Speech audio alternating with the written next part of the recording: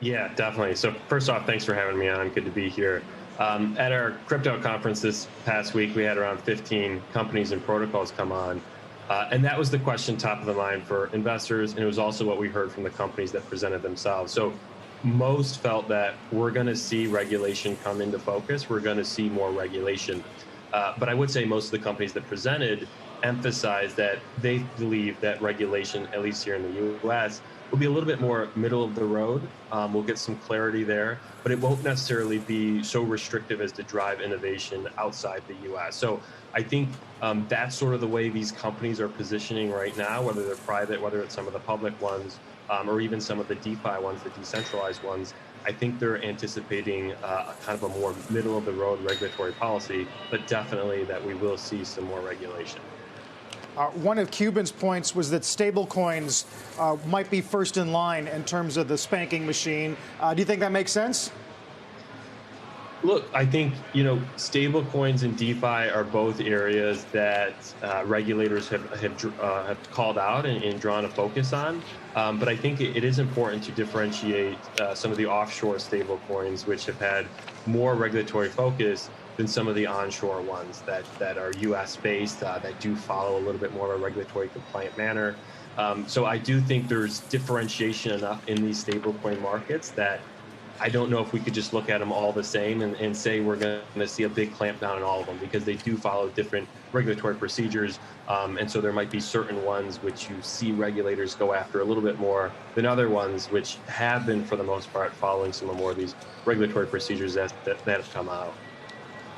In terms of investing opportunities, there's been a lot of chatter about sort of technical resistance on the big names like Bitcoin.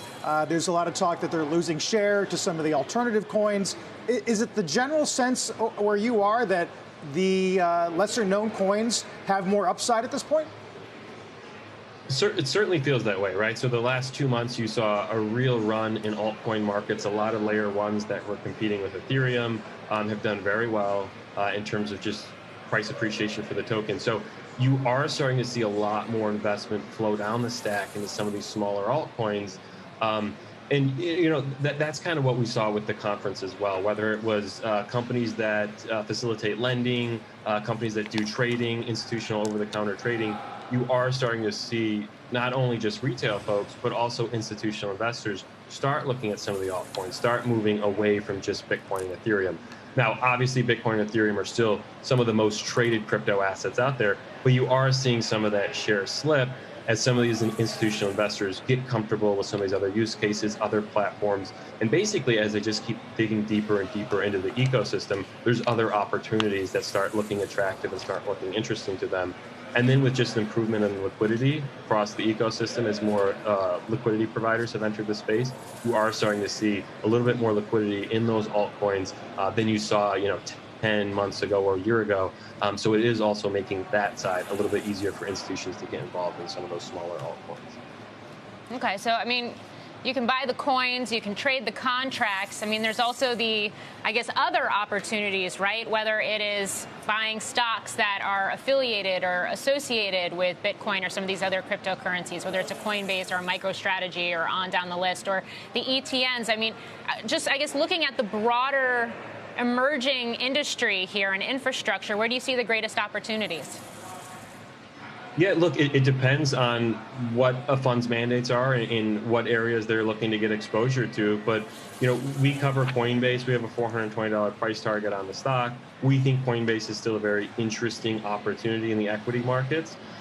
If you want to get exposure outside of equity and you actually want to own the tokens, right, there's interesting opportunities in there as well. You could look at layer ones that potentially could be the next Ethereum. There's probably value there.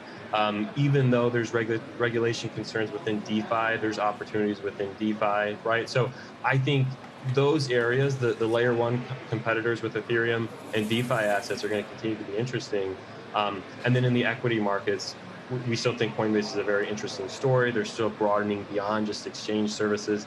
This past week, you saw them looking to move into crypto derivatives as well. So there's definitely some greenfield opportunities for these exchanges to move into, and we're constructive on that. Shepard Smith here. Thanks for watching CNBC on YouTube.